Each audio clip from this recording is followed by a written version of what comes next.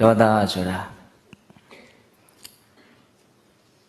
အနာဂံဖြစ်မှပေးနိုင်တယ်နော်တရားဓမ္မတို့ဦးဇင်းတို့လိုပုထုဇဉ်တတ္တဝါတွေကို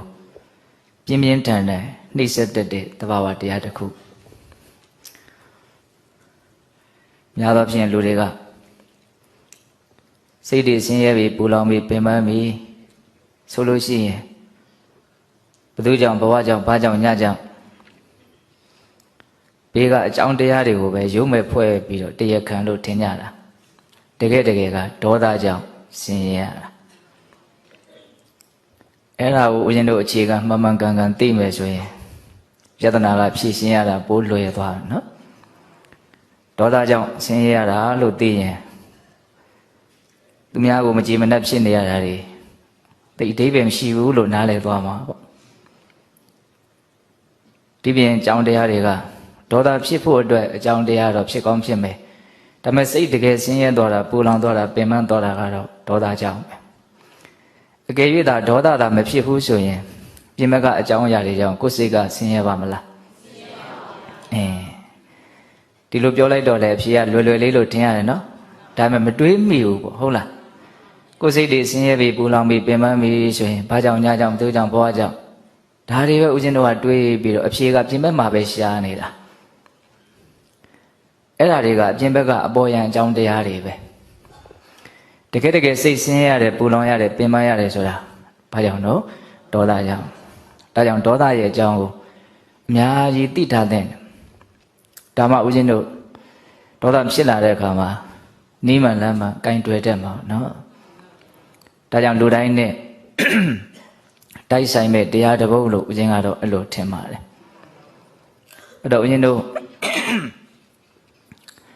တန်ရုပ်ပါဠိတော်သဂါထဝကတန်ရုပ်ပါဠိတော်ထဲမှာဒနင်္ဇာနိသုတ်တံဆိုပြီးတော့မှတ်တမ်းတင်ထားတာရှိတယ်မြတ်စွာဘုရားလက်ထက်ကဒနင်္ဇာနိအမျိုးအနွယ်ဒကမာကြီးတယောက်ရှိတယ်သူ့ရဲ့ဒကာကြီးကဘာရတော်ဇာမျိုးနွယ်အင်းတော်ရသားကြပြီးတော့အတူတူသာနေနေတာနှစ်ယောက်ကအယူဆကမတူဒကမာကြီးကသစ္စာလေးပါးကိုသိလို့သောတာပန်အရိယာဖြစ်သွားတယ်ပြီးတော့ဘုရားတရားတန်ခါယတနာမြတ်သုံးပါးနဲ့ပတ်သက်လာလို့ရှိရင်သူကကျန်တာကလေးအားလုံးပျက်စီးခြင်းပျက်စီးသွားပါစေအဲ့ဒါကိုတော့သူကအထီးကိုက်မခံနိုင်ဘူးနောက်ဆုံးသူ့ရဲ့အသက်ပျက်စီးခြင်းပျက်စီးသွားပါစေယတနာမြတ်သုံးပါးကိုသူအထီးကိုက်မခံနိုင်ဘူးသူကလည်းအဲ့ဒီအဆင့်ထိရောက်နေတဲ့ပုဂ္ဂိုလ်ဒါပေမဲ့သူတကာကြီးကတော့ပြမနာအယူဝါဒပြမကြီးတွေကိုကိုးကွယ်ပြီးတော့သူတို့အမျိုးတည်တာနဲ့မြမကြီးရဲ့ခရွန်းကဖောက်ပြီးတော့ထွက်လာတာဒါကြောင့်မြတ်တယ်ဒီယတိယဟန်ဝတ်နေကြတဲ့ပုဂ္ဂိုလ်တွေကမြမကြီးရဲ့ခြေပမိုးကထွက်တာဒါကြောင့်သူတို့ကယုံညံ့နေအယူဆကအများကြီးကွာခြားနေတော့ဒါပေမဲ့လို့တစ်ဖက်ကဘဝရဲ့ပုံမှာအမြင်ရှင်းထားတဲ့ပုဂ္ဂိုလ်ဖြစ်တဲ့အတွက်ကြောင့်နေရတာသိအဆင်မပြေဘူးလို့တော့မရှိဘူးအဲ့ဒါလိုနဲ့ဦးဇင်းတို့တခါကြီးကသူ့ရဲ့ပုံနာဘက်ကနော်ဗြဟ္မဏအယူဆရှိတဲ့ပုံနာတွေကိုဖိတ်ပြီးတော့ကျွေးတယ်မွေးတယ်လှူတယ်တန်းတယ်ဆိုရင်တော့တခါကြီးကနှမျောဝင်တုံမှုမစ္စရိယအညစ်အကြေးကိုလည်းပဲဖယ်ရှားပြီးသားပုဂ္ဂိုလ်ဖြစ်တာလည်းတကြောင်နိဗ္ဗာန်ချမ်းသာကိုတောင်မြင်သည်အထိဉာဏ်ပညာကြီးမားတဲ့ပုဂ္ဂိုလ်ဖြစ်တာလည်းတကြောင်အဲ့ဒါကသူ့အတွက်ဘာနှောင့်ယှက်မှမရှိဘူးဒီလိုပဲချက်ပြုတ်ပြီးတော့ကျွေးလိုက်တာပဲဘာမှပြဿနာမရှိဘူးဒါပေမဲ့ဒကမာကြီးကယဟန်တန်ဃာတွေပါတွေပင့်ပြီးတော့ဆွန့်ကြွေးပဲဆိုရင်တော့ဒကာကြီးကအိမ်ဒီမဲ့ထွက်သွားမလားအဲ့လိုနဲ့ဒီနေ့တော့ဒကာကြီးကသူ့ရဲ့အုံနာတွေကိုဖိတ်ပြီးတော့ဓမင်းကျွေးမှာအဲ့ဒါအကြီးအကျယ်ပြင်ဆင်တာအဲ့ဒါမလည်းပြန်လို့ဓမင်းကျွေးမယ်ဆိုတော့ဒီနေ့လိုညနေမျိုးမှာပြောတယ်ဒကမာကြီးကိုမနေ့ပြန်မှာငါရဲ့ပုံနာတွေကိုဓမင်းကျွေးမှာအဲ့ဒါမင်းရောငါတခုတောင်းဆိုခြင်းနဲ့အားတွေလုပ်ပေးရမယ်ညာတွေလုပ်ပေးရမယ်လို့မဟုတ်ပါဘူးတဲ့အဲ့လိုကျွေးမွေးနေတော့မှမင်းရဲ့နှုတ်ကနေပြီးတော့နမောဗုဒ္ဓတဆိုပြီးတော့မရွတ်ဆိုလိုက်မိဖို့ဘာလို့သူကဒါကိုတောင်းဆိုရတာလဲဆိုတော့ဒကမာကြီးကတစုံတစ်ခုခြေချော်တာပဲဖြစ်ဖြစ်တိုင်မိခံမိတာပဲဖြစ်ဖြစ်အထိတ်တလန့်တစ်ခုခုဖြစ်သွားပြီဆိုရင်နှုတ်ကအလိုလျောက် နမောဗုဒ္ဓတ္တနမောတတ္တဘဂဝတောရဟတောသမ္မာသမ္ဗုဒ္ဓတ္တမြတ်စွာဘုရားရဲ့ပုံမှာဘလောက်သူ့ရဲ့စိတ်ကနော်ကြည်ညိုမှုမြတ်နိုးမှုရှိတယ်လေဆိုတာကစိတ်ထဲမှာရှိနေတော့ဒါကထွက်လာတာပေါ့အဲ့တော့ဒကာကြီးကအဲ့ဒါကိုသိလို့တောင်းဆိုတာကျွန်တော်ဘာမှမင်းလုပ်မပေးပါနဲ့ရတယ်ဒါပေမဲ့ငါပုံသားတွေရှိမှာတော့အဲ့ဒီစကားကိုမင်းမရွတ်ဆိုလိုက်ပါနဲ့တောင်းပန်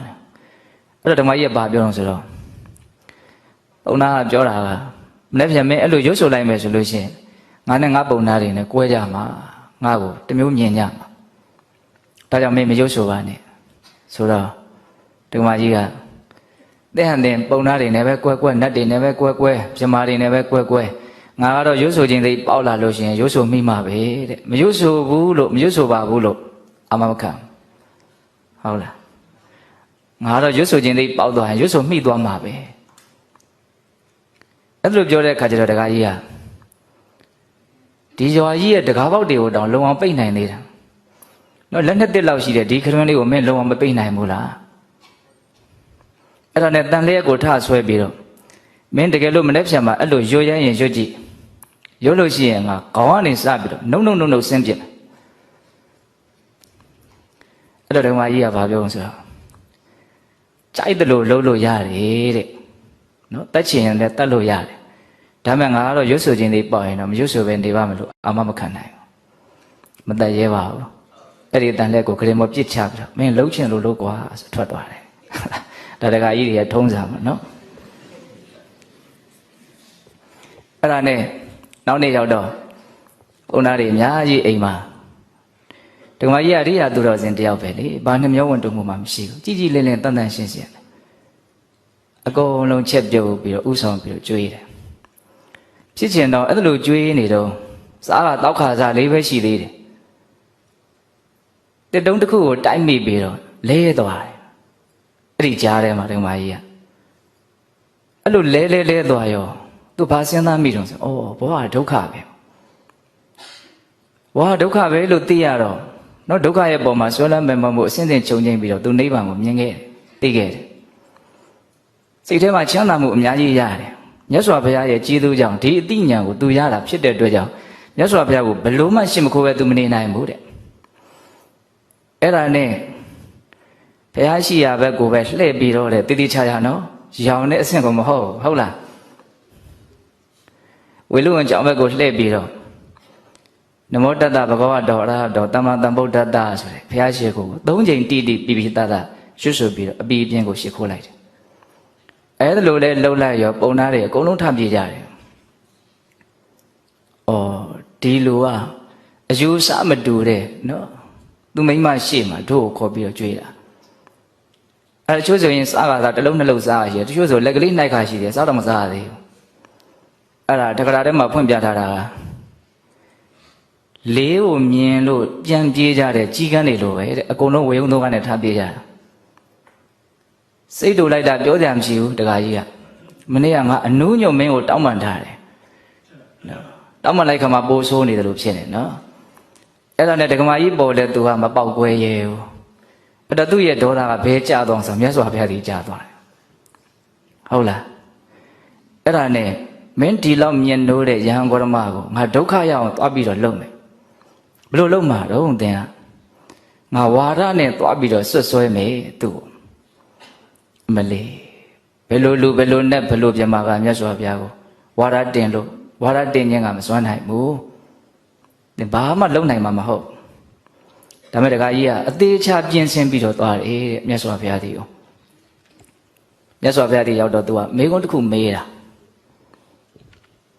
ဒေါသတွေကိုမျိုးသိပ်ပြီးတော့နော်မြတ်စွာဘုရားရှင်ဘုရင်တွေတထေးကြီးတွေအကုန်လုံးကိုးကွယ်တာဆိုတော့ဒီအရှိန်ဝါကိုသူကြောက်တယ်ကြမ်းကြမ်းထန်ထန်မပြောရဲဘူးဒါပေမဲ့စိတ်ထဲမှာတော့အကြီးအကျယ်မကျေနပ်မှုရှိတယ်အဲ့ဒါပြင်ဆင်ပြီးတော့သွားတာသူမေခွန်းတစ်ခုမေးတယ်တဲ့ကိန္တုစစ်တော်ဒုက္ခံတေတိကိန္တုစစ်တော်နာသောစတိကိတ္တတုဧကဓမ္မတာဝဒံရောစီတိဂေါရမအတိပ္ပယ်လေးနည်းနည်းလေးပြောကြည့်နော်ဂေါရမရှင်ဂေါရမကိန္တုအဘယ်ကိုစစ်တော်ဖြတ်တော့မယ်ဆိုရင်ဒုက္ခံချမ်းသာစွာတေတိအိပ်လိုက်ရမယ်အိပ်ရမယ်လေတဲ့ဘ ဘာကိုဖြတ်တောက်ထားမယ်ဆိုလို့ရှိရင်ချမ်းချမ်းသာသာအိမ်နိုင်မလဲကိန္တုအဘေရာကိုစစ်တော်ဖြတ်တောက်ခြင်းကြောင့်နာသောစတိမစိုးရင်ရပဲရှိမလဲဘာကိုမြန်ဖြတ်တောက်ထားမယ်ဆိုရင်လုံးဝမစိုးရင်ရတော့အနေထားကိုရောက်သွားမလဲကိတ္တအဘေမြည်သောဧကဓမ္မတတခုသောတရားကိုဝရံတက်ခြင်းကိုရောစီတီနှစ်သက်ပါတယ်လေဘယ်လိုအရာကိုတက်ပြလိုက်တာကိုသင်နှစ်သက်တယ်လေတဲ့အဓိကဒီမိကုန်းရဲ့အဓိကတော့ချက်ကအဲ့ဒါပဲသူကပြင်းစင်းလာတယ်ဆိုတာအဲ့ဒါပဲသူ့စိတ်ထဲမှာဘာကိုတက်ပြလိုက်လို့ရှိရင်သင်နှစ်သက်တယ်လေလို့မေးလို့နော်တစုံတယောက်တစ်ခုခုမြတ်စွာဘုရားမကြိုက်တဲ့လူမုန်းတဲ့လူလည်းသူကရှိမလို့ထင်ချင်းထင်ပါဦးတစုံတယောက်ကိုတက်လို့ရှိရင်ငါနှစ်သက်တယ်လို့ပြောမယ်ဆိုရင်ဩသင်ကိုယဟန္တာလို့လူတွေကယုံကြည်နေကြတာသင်ကတတ္တဝါရဲ့အသက်ကိုတတ်သလားဆွဲမယ်ပေါ့နော်တတ္တာကိုနှစ်သက်တယ်ဆိုရင်လည်းပဲသူကဒီလိုပုဂ္ဂိုလ်ကြီးကတတ္တာကိုနှစ်သက်သလားလို့အပြစ်တင်မယ်ပေါ့အကြိမ်ဘာကိုတတ္တာကိုမှငါမနှစ်သက်ဘူးဘယ်ရာကိုတတ္တာမှငါမနှစ်သက်ဘူးလို့ပြောလို့ရှိရင်လည်းပဲဒီຢာကအစရှိတဲ့ကိလေသာတရားတွေကိုတတ္တာကိုသင်မနှစ်သက်ဘူးလားလို့ဒါတွေကိုပြစ်ထားမလားဒါတွေကိုအတိတက်ဖို့မလိုဘူးလားလို့ပြန်ပြီးတော့သူကစောရကတက်မယ်ပေါ့အဲ့တော့ဆိုလိုတာကဘယ်လိုဖြေလို့မှအပြစ်မလွတ်ဘူးပေါ့ဘာကိုတတ်စေခြင်းလဲဆိုရင်လည်းပါဏာတိပါဒကမှုကိုပြုမလားပေါ့ဘာလို့မှမတတ်စေခြင်းမှုဆိုရင်လည်းຢာကတော့ຢာကအစရှိတဲ့ကိလေသာတွေကိုဒီတိုင်းပဲပြစ်ထားတော့မလားပေါ့သူ့တွေးထဲမှာတော့အလုံးကိုအစဉ်ပြေးနေတယ်ဘလို့မှအပြစ်လွတ်အောင်ဖြေနိုင်မှာမဟုတ်ဘူးလို့သူကထင်ထားတယ်နော်တန်ဆူးကွာကိုမြုံမိတဲ့ပုဂ္ဂိုလ်တယောက်ထွေးလို့လည်းမရမြူလို့လည်းမရဒီလိုကိုဖြစ်နေလိမ့်မယ်လို့ထင်နေတာမြတ်စွာဘုရားကသူကအဲ့ဒါလိုမျိုးတကယ်ကိုရည်ရွယ်ချက်ကြီးကြီးနဲ့ဘုရားကိုနှိပ်စက်မယ်ဆိုပြီးတော့မေးတဲ့အခါကျတော့မြတ်စွာဘုရားအစွန်းလွတ်အောင်အပြစ်လွတ်အောင်ဖြေတယ်တဲ့ကောရံစိတ္တဝဒုက္ခံတေတိကောရံစိတ္တဝနာသောစတိကောရတဝိတမူလတမဒုရကတဖြစ်မနာဝရအရိယပတန်တန်တိတင်ကြီးစိတ္တဝနာသောစတိတဲ့သူဘလို့မှအပြစ်တင်လို့မရအောင်မြတ်စွာဘုရားဖြေတာဖြစ်မနာပုံနာကောရံအမျက်ကိုစိတ္တဝဖြတ်တော့၍ဒုက္ခံချမ်းသာစွာတေတိအိပ်ရတယ်အမျက်ဒေါသကိုမြန်ဖြတ်တော့ထားနိုင်မယ်ဆိုရင်ဒီလိုဟာချမ်းချမ်းသာသာအိပ်ရတယ်တဲ့ဘာမကြည်နှမှုမှမရှိဘူးဆိုရင်အိပ်ရတာချမ်းသာတယ်လို့ပြောတယ်ကောရံအမျက်ကိုစိတ္တဝဖြတ်တော့သောကြောင့်နာသောစတိစိုးရင်တရားမရှိတော့ဘူးမကြည်နှချက်တွေကိုသာဖြတ်တော့ထားနိုင်မယ်ဆိုရင်ဘာမှစိုးရင်ရမှာမဟုတ်ဘူးဝိသမူလတအစိတ်လျင်အရင်ရှိသောမဒုရကတတာယာခြင်းလျင်အဆုံးရှိသောကောတတအမျက်ကိုဝရံတက်ခြင်းကိုအရိယာဘုရားဆရှိသောအရိယာသူတော်ကောင်းတို့သည်ပတန်တန်တိချီးမွမ်းကုန်၏တန်ဟိထိုအမျက်ကိုသာလျှင်စစ်တော်ဖြတ်သောကြောင့်နာသောစတိမစိုးရင်ရပြီတဲ့အမျက်ကိုဖြတ်တောက်နိုင်ခြင်းကိုဘုရားအစရှိတဲ့အရိယာသူတော်ကောင်းကြီးတွေကချီးမွမ်းနေအမျက်ကိုသာဖြတ်တောက်နိုင်မယ်ဆိုရင်ဒီပုဂ္ဂိုလ်ဟာဘယ်တော့မှမစိုးရင်ရတော့ဘူးအဲ့ဒီမှာအမျက်ကိုဘယ်လိုပြောလဲဆိုတော့အလွန်မှတ်စရာကောင်းတဲ့စကားလုံးတစ်လုံးတွေ့ရတယ်ဝိသမူလတအရင်ကအစိတ်ရှိတယ်တဲ့မဒုရကတအဖျားမှာတော့ချိုမြိန်နေတဲ့နော်ဒေါသရဲ့သဘောလေးကိုပြောတာအလွန်ကြိုက်တယ်ဟုတ်လားဒေါသဆိုတာအရင်ကအစိတ်တယ်အဖျားလေးမှာပဲချိုမြိန်ခြင်းရှိတယ်ဘာပြောတာတော့ဒါကဒေါသထွက်လာပြီဆိုရင်လှုပ်ချင်တာလှုပ်လိုက်ပြီပြောချင်တာပြောလိုက်ပြီပောက်ကွဲလိုက်ပြီဆိုလို့ကျဉ်တ်သွားတယ်လို့မျိုးလေးပေါ့ဟုတ်လားအားရသွားတယ်လို့မျိုးလေးပေါ့ခဏလေးပဲအဖျားလေးမှာပဲပါလေချိုလိုက်တာအရင်ကကြီးကဘာကြီးတော့အစိတ်တွေတဲ့ကောင်းနော်ဒီစကားတွေဟုတ်လားဒေါသဆိုတာအရင်ကအစိတ်နဲ့တိဆောက်တာချုံမြိန်မှုဆိုတာအဖျားလေးမှာပဲရှိတာအဲ့ဒါကိုမြင်ရတယ်ဒါပေမဲ့လူတွေကဒေါသဖြစ်လာပြီဆိုလို့ရှိရင်လှုပ်ချင်တာလှုပ်လိုက်ရမှပြောချင်တာပြောလိုက်ရမှတုံ့ပြန်ခြင်းတို့တုံ့ပြန်လိုက်ရမှတခါလေးဆိုရင်ဒါကိုပဲပေပေနေတဲ့ထိုင်တွေ့အစီအစဉ်ချပြီးတော့ရတာခံနေတာမျိုးတောင်မရှိဘူးလားရှင်တော့ဘာအရင်ကန်ရှိတယ်ဆိုတာကိုသတိထားဖို့လိုလဲအစိတ်တွေအရင်ကန်ရှိတယ်ဆိုတာကိုသတိထားဖို့လိုတယ်ဟုတ်လားဒါကြောင့်မြတ်စွာဘုရားကကောတတဝိသမူလတမဒုရကတဖြစ်မနာနော်အရင်မှာအစိတ်တွေရှိတယ်ချုံမြိန်မှုဆိုတာအဖျားလေးမှာပဲရှိတယ်ဒီအမျက်ဒေါသကိုဖျက်တောက်နိုင်မယ်ဆိုရင်ဒီလိုဟာဘယ်တော့မှစိုးရင်ရတော့ဘူးလို့ပြောတာအဲ့လိုလဲဖြေလိုက်ရောသူအပြစ်တင်မယ်ဆိုတဲ့အချက်ကဘယ်ဘက်ကမှတင်လို့မရတော့ဦးဇင်းထင်ပါတယ် မြတ်စွာဘုရားရဲ့အမှုအရာအပြောအဆိုဒါတွေဟာဘလို့မှအပြစ်မြင်လို့မရတော့အောင်ကြည်လင်တန့်ရှင်းပြီးတော့ကြည်ညိုွယ်လည်းအတိဖြစ်နေလိမ့်မယ်ဟုတ်လားဒါကြောင့်မလို့ဒေါသတွေတလုံးတစ်ခဲကြီးနဲ့လာတဲ့ဒီပြမနာဒီပုံနာဟာမြတ်စွာဘုရားကိုမြင်တာနဲ့ကိုယ်ပဲအများကြီးပြောင်းလဲသွားမယ်လို့အစဉ်ထင်ဒီလိုလဲအတိပ္ပယ်ရှိရှိတန်ဖိုးရှိရှိအကျိုးတဲ့အကြောင်းနဲ့ပြောလိုက်ပြီလဲဆိုရဖြေလိုက်ပြီဆိုလုံးဝအမျက်ဒေါသတွေသူ့မှာရှင်းသွားတယ်ဘလောက်ထိဖြစ်သွားလဲဆိုရင်မြတ်စွာဘုရားကြီးကိုကြီးညိုသွားတာဟုတ်လားဘယ်အဆင့်ထိသူ့ရဲ့ယုံကြည်မှုတရားတက်သွားလဲဆိုတော့ယဟန်ပြုတ်ပေးဖို့တောင်းပန်တဲ့အဆင့်ထိရောက်သွားအိမ်တော်ပြန်တော့ဘူးပြောရရင်သူတို့ကပါရမီပါတယ်လာဦးမယ်ဒါမပြီးသေးဘူးသူ့ရဲ့ညီနှစ်ယောက်နောက်ကဆက်လာမှာဟုတ်လားအဲ့ဒါယဟန်ပြုတ်ပြီးတော့နောက်ယဟန်နာဖြစ်သွားရောဒီဘာရတာပုံနာကြီးဟုတ်လားအဲ့ဒီဖြစ်ပျက်လေးထဲမှာဦးဇင်းတို့အတွက်သိစရာမြင်စရာလေးကဘာလဲဆိုတော့ဒေါသဆိုတာအရင်ကအစိတ်တွေနဲ့တိဆောက်ထားတာချွတ်မြင်မှုကဖျားလေးမှာပဲရှိတာဆိုတာလေဟုတ်လားဒါကိုဦးဇင်းတို့မှတ်စေခြင်းနဲ့နော်အဲ့ဒါလိုမြတ်စွာဘုရားရဲ့စွန့်ရည်တတ္တိကြောင့်အမျက်ဒေါသကင်းပြီးတော့နောက်ဆုံးယဟန်ပြုတ်ပြီးတော့ယဟန်နာဖြစ်တဲ့အနေအထားကိုရောက်သွားရတယ်အဲ့ဒါလိုသူယဟန်ပြုတ်သွားပြီဆိုတာကိုကြားတဲ့အခါကျတော့အကြီးအကျယ်ပေါက်ကွဲတာဘယ်လိုလဲဆိုသူ့ရဲ့ညီပဲသူ့ရဲ့ညီကလည်းပဲမူရင်းနာမည်ကဘယ်သူဆိုတာမရှိပါဘူးသူတို့ဘာရဒါဇလို့ဒီလိုပဲမှတ်တမ်းတင်ထားတယ်ဘာရဒါဇမျိုးနွယ်တွေဒါပေမဲ့သူကတော့မြတ်စွာဘုရားဒီကိုလာဆဲလို့သူ့ကိုအကောသဘာရဒါဇလို့နော်စာရီတွေကတော့အဲ့လိုလေးမှတ်တမ်းတင်ထားတယ်ဒါသူကအကြီးအကျယ်ပေါက်ကွဲတယ်နော်မတို့ရဲ့အမျိုးနွယ်တွေကိုအားလေးအောင်လုပ်တာမြတ်စွာဘုရားကိုဘလို့မှမကျေနပ်နိုင်အဲ့ဒါနဲ့ဘယ်လိုဆဲရမလဲဘယ်လိုမကောင်းတာတွေပြောရမလဲဘယ်လိုနာအောင်ပြောရမလဲဆိုတော့အင်းအသေးချာကိုပြင်ဆင်လာမြတ်စွာဘုရားဒီလာပြီးတော့တကယ်ကိုပဲနေထိုင်ပြီးတော့စိရှိလက်ရှိပြောမှာအဲ့ဒီပုံနာတော်တော်မိုက်ကန်းတယ်လို့ပြောရမယ်ဟုတ်လားအဲ့ဒါရောက်လာပြီးတော့ဆဲနီးပေါင်းမျိုးစုံနဲ့ဆဲတယ်တဲ့စားတဲ့လေအဲ့ဒါလေးတွေလည်းရေးပြထားတယ်နော်အမျိုးနွယ်ကိုထိခိုက်ပြီးတော့ဆဲတာအလုတ်ကန်ကိုထိခိုက်ပြီးတော့ဆဲတာလည်းအမျိုးမျိုးရှိတယ်အယုဒ္ဓနတ္တတွေရှောက်ပြောမှဆဲတာမဟုတ်ဘူးနော်ဆဲနီးကအမျိုးမျိုးရှိတယ်ဒီကအဲ့ဒီဆဲနီးတွေသိရင်သိကောင်းမှာမဟုတ်ဟုတ်လားအဲ့ဒါနဲ့အဲ့ဒီပုံနာရောက်လာပြီးတော့မြတ်စွာဘုရားအမျိုးမျိုးဆဲတာပဲအဲ့လိုဆဲတဲ့အခါကျတော့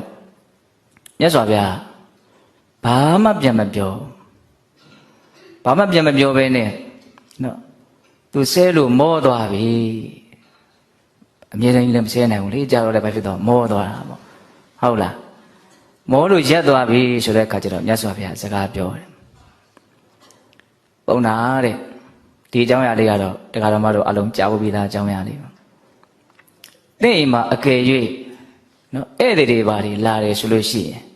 စားတယ်တောက်စရာတွေပေးတာစားတယ်တောက်စရာတွေတဲတာရှိတယ်မဟုတ်လားတဲ့ရှိပါတယ်အဲ့လိုသင်ကလက်ဆောင်တွေပါတွေပေးပြီးစားတယ်တောက်စရာတွေပေးပြီးဆိုရင်တကယ်လို့အဲ့ဒီလူကမယူဘူးဆိုရင်သင်ပေးတဲ့အရာဘယ်မှာရှိနေမလဲသူမယူဘူးဆိုရင်ပေးတဲ့ကျုပ်တန်တန်မှာပဲရှိနေမယ်ပေါ့အေးတဲ့အဲ့ဒါလိုပဲငါဟာသင်ပေးတာတွေကိုမယူဘူးတဲ့အလွန်စဉ်းစားတဲ့အကောင်းတယ်နော်ကိုပေးတာကိုသူများမယူဘူးဆိုရင်ကိုပေးတာဟာကိုဒီမှာပဲရှိနေမှာသူမှယူမသွားတာ哦ပေးတဲ့ဥမာအလွန်စဉ်းစားတဲ့အကောင်းတယ်ဟုတ်လားဒါကြောင့်ပတ်ဝန်းကျင်နဲ့မကင်းနိုင်ကြတဲ့ပတ်ဝန်းကျင်မှာပဲဦးဇင်းတို့ရှင်းသန်းနေကြတဲ့လူတွေအတွက်ဒီဥပမာလေးကဒီအကြောင်းအရာလေးကအများကြီးဆွဲထားတဲ့တယ်။အစင်မပြေမှုတွေမပြေလည်မှုတွေနဲ့ကြုံတိုင်းအများကြီးအသုံးချလို့ရလိမ့်မယ်ဟုတ်လား။အဲ့မှာမြတ်စွာဘုရားကသင်ဟာတဲ့မဆဲရည်တဲ့ငါကိုဆဲရည်ခြင်းအပြင်နှိပ်စက်တယ်ဟုတ်လား။ကြမ်းကြမ်းထန်ထန်မပြောတတ်တဲ့ငါကိုကြမ်းကြမ်းထန်ထန်ပြောတယ်မချင်းချောင်းမှုမရှိတဲ့ငါကိုချင်းချောင်းမှုနဲ့နှိပ်စက်တယ်အဲ့ဒီမှာမြတ်စွာဘုရားပြောတာလေအလွန်မှတ်သားစရာကောင်းတယ်ယောခောပြမနာအကောတင်တံပစ္ဆကောတတိရောတင်တံပရိရောတတိဗန္တန်တံပရိဗန္တတိအယံဥစ္စတိပြမနာဟောဒါကတော့ရှင်းပြတယ်မြတ်စွာဘုရားလောကကြီးမှာတချို့လူတွေဟာလူတယောက်ကကိုယ်ကိုလာဆဲပြီဆိုလို့ရှိရင်ပြန်ပြီးတော့ဆဲတယ်အများစုကတော့အဲ့ဒီတိုင်းပဲဆဲပြီဆိုရင်ပြန်ဆဲတယ်ယောအကျင့်ပုဂ္ဂိုလ်ဒီအကောတန်တံဆဲရည်သူကိုပစ္ဆကောတတိတုံ့ပြန်ပြီးတော့ဆဲတယ်ရောတင်တန်ချုပ်ချယ်သူကိုပฏิရောတိတိပြန်ပြီးတော့ချုပ်ချယ်တယ်ကိုယ်လာပြီးတော့နော်ချုပ်ချယ်တယ်ဘာမလို့ဘာညာဘာဖြစ်တယ်ညာဖြစ်တယ်လာပြောရင်သူလည်းပြန်ပြီးတော့ပြောမှာပဲဗန္ဒန်တန်ခိုက်ရန်ပြုသူကိုပฏิဗန္ဒတိနော်တုံ့ပြန်ပြီးတော့ခိုက်ရန်ပြုတယ် ဖြစ်မနာပုံနာတဲ့အရင်အဲ့လိုပုံကိုမျိုးတွေကိုတန်ပုံစတိဒေါသကိုအတူတကွသုံးဆောင်ခံစားကြသည်ဟူ၍ဝိတိဟရတိတုံ့ပြန်ဘက်တည်ဟူ၍ဟုတ်စတိဆိုအပ်၏တဲ့အဲ့ဒီစကားလုံးနှလုံးကိုပြောရင်တာဒီတရားကောင်းစဉ်လေးကိုတော့ဦးဇင်းကအဲ့ဒီစကားလုံးလေးကိုယူပြီးတော့ပေးမယ်လို့တွေးထားအတူစားသူများအတူတူထိုင်စားကြတယ်လေတခါလေးဓမင်းပွဲတွေမှာအတူတူစားကြတာမရှိဘူးလားသူကကိုယ်ကိုဆဲလို့ကိုကသူ့ကိုပြန်ဆဲမယ်သူကကိုယ်ကိုချုပ်ချယ်လို့ကိုကသူ့ကိုပြန်ချုပ်ချယ်မယ်သူကကိုယ်ကိုလာခိုက်ရန်ဖြစ်လို့ကိုကသူ့ကိုပြန်ပြီးတော့ရန်ဖြစ်မယ်ဆိုရင်အဲ့ဒီလူတွေကအတူတူထိုင်စားကြတာတဲ့နော်ပြီးတော့ဗါတယ်တော့အတူတူပြန်ပြီးတော့တုံ့ပြန်ကြတာဘာမှအဲ့ဒီလူတွေကအဆင့်ကွာခြားတယ်လို့မဆိုနိုင်ဘူးဒါပေမဲ့လူတွေကတော့သူအချင်းလာလို့ကိုကပြန်လောက်ရတာပါဆိုပြီးတော့ကိုကတော့အပြစ်လွတ်တယ်လို့ထင်နေတာပေါ့နော်ဒီမှာမြတ်စွာဘုရားဘယ်လိုပြောတော့နော်တန်ပုံစတိတဲ့အတူတူစားကြတာတဲ့လက်ရည်တပြင်းဒီပေါ့တစ်ဖက်ဘက်ကမဟုတ်ဘူးဆိုရင်ကိုကလည်းမဟုတ်တာနဲ့ပဲပြန်ပြီးတော့ဘာလို့တော့တုံ့ပြန်တာအဲ့ဒါဆိုရင်ကိုပဲအဆင့်ရောက်သွားပြီလဲဆိုတာကိုမြင်တတ်ဖို့မလိုဘူးလားသူနဲ့ကိုနဲ့ပါလဲအတူတူထိုင်စားနေတာပါတွေကိုတော့မကြည်နပ်မှုတွေပေါ့ဒေါသတွေပေါ့စိတ်တိုင်းမကြမှုတွေသူကလည်းကိုမကြိုက်လို့လာပြောတယ်ကိုကလည်းသူ့ပြန်မကြိုက်ဘူးသူလည်းမကြိုက်ဘူးကိုလည်းမကြိုက်ဘူးကောင်းတဲ့အဖြေပါထွက်လဲဘာမှကောင်းတဲ့အဖြေမထွက်ဘူးနော်ဟုတ်တယ်မဟုတ်လားအဲ့ဒါကိုမြတ်စွာဘုရားသုံးနှုံးပုံလေးကိုဦးဇင်းကသဘောကျတာတေချာလေးစာလေးတွေကြည့်ကြည့်တဲ့ခါကျတော့ပြောစရာကောင်းတာလေးတွေတွေ့ရတယ်ဟုတ်လားတန်ပုံစတိတဲ့ဘာလို့အတူတူစားတာတဲ့ဝိတိဟရတိတဲ့တုံ့ပြန်ဘက်တဲ့သူကဒီလိုလို့ကိုကဒီလိုပြန်လုပ်တယ်အဲ့တော့သူကလည်းကိုယ်ဒီလိုပြန်လုပ်တယ်ဘာမှထူးတာမဟုတ်တေမယံတရားနေဝတံပုံစံနာမနဝိတိဟရမတဲ့ငါဟာသင်နဲ့အတူတူမစားဘူးတဲ့ငါဟာသင်နဲ့ပြန်ပြီးတော့အတူတူမတုံ့ပြန်ဘူးတဲ့ဟောဆိုအဆင်ချင်းမတူဘူးဘောဆိုလိုတာကဟုတ်လားရသော်ဘုရားပြောတာလေနော်နေဝတံပုံစံမှာငါတို့ဟာသင်နဲ့အတူတူမစားဘူးတဲ့နဝိတိဟရမပြန်ပြီးတော့မတုံ့ပြန်ဘူးတေဝေဝေတံပြမနာဟောတိတဲ့အဲ့ဒါတွေဟာသင်အတွက်ပဲဖြစ်ပါစေတဲ့ခုသင်ဆဲတာတွေမဟုတ်တာတွေပြောတာတွေအဲ့ဒါသင်စီမှာပဲရှိနေပါစေသူမယူဘူးပေါ့နော်မြတ်စွာဘုရားဟုတ်လားအဲ့ဒီစကလုံးလေးတွေကိုတလုံးစီပြောကြအရင်ကောင်းတယ်ဟုတ်လားဧတံအေယာတိနော်တေဝေဝသင်အာသာလည်းဟောတိဖြစ်ပါစေနော်သင်ပြောတာတွေသင်ရဲ့အပြုအမူတွေကသင်အတွက်ပဲဖြစ်ပါစေအဲ့လိုမျိုးမြတ်စွာဘုရားပြောတဲ့အခါကျတော့ပုံနာကမြတ်စွာဘုရားသူ့ကိုကျိန်စာတိုက်တာလို့သူကထင်တယ်ဟုတ်လားနော်တချို့ယဟန်တွေကအဲ့လိုမျိုးအတတ်ပညာမျိုးစုံတတ်တယ်လို့ရှိခေတ်ကအယူဆရှိတာတွေလည်းရှိတာ哦အဲ့တော့သူ့စိတ်ထဲမှာကြောက်သွားတာဆဲတော့ဆဲပြီးတော့သင်ဟာတွေငါမယူပါဘူးသင်စီမှာပဲရှိနေပါစေဆိုတော့ဘာဖြစ်တော့ကြောက်သွားတာပေါ့နော်ကြောက်သွားတဲ့ခါကျတော့သူကဒေသံကတစ်မျိုးပြောင်းသွားတယ်ရှင်ကောရမတဲ့သင်ကိုနော်မင်းနေတထေးတွေအကုန်လုံးကယဟန္တာကြီးဆိုပြီးတော့ထင်ပြီးတော့ကိုယ်ွယ်နေကြတာအဲ့ဒါသင်ကဒေါသဖြစ်သေးသလားတဲ့ဒေါသဖြစ်လို့ဒီလိုပြောတာလားပေါ့နော်အဲ့တော့မြတ်စွာဘုရား तू ဒေါသမဖြစ်ဘူးဆိုတာကိုပြန်ပြီးတော့ရှင်းပြတယ်အကောတတကုတောကောတိဒန္တတသမစီဝိနောသမတေညာဝိမု dd တဥပတန္တတဓာတိနောတဲ့ဒါမြတ်စွာဘုရားသူ့ရဲ့တန်တမှာရှိတဲ့အည်သွေးပေါ့နော်ပြောပြတယ်ပြမနာပုံနာဒန္တတဆုံးမအပြည့်သောသမစီဝိနောတရားနဲ့အညီအသက်မွေးလေးရှိသောတမကောင်းစွာအင်ညာသစ္စာလေးပါးတရားကိုသိ၍ဝိပ္ပမုဒ္ဒတကိလေသာအပူဓာတ်တွေကနေလွတ်မြောက်ပြေသောဥပတန္တတကိလေသာငြိမ်းပြေသောတာတိနောတာတိကုံနဲ့ပြည့်စုံသောအကောတတအမျက်မထွက်သောသူ၏တန်တန်၌ကောတော့အမျက်တွေကုတော့ဘယ်မှာရှိပါမည်လဲမြတ်စွာဘုရားရဲ့သူ့ရဲ့သဘာဝလေးကိုပြောတာနော်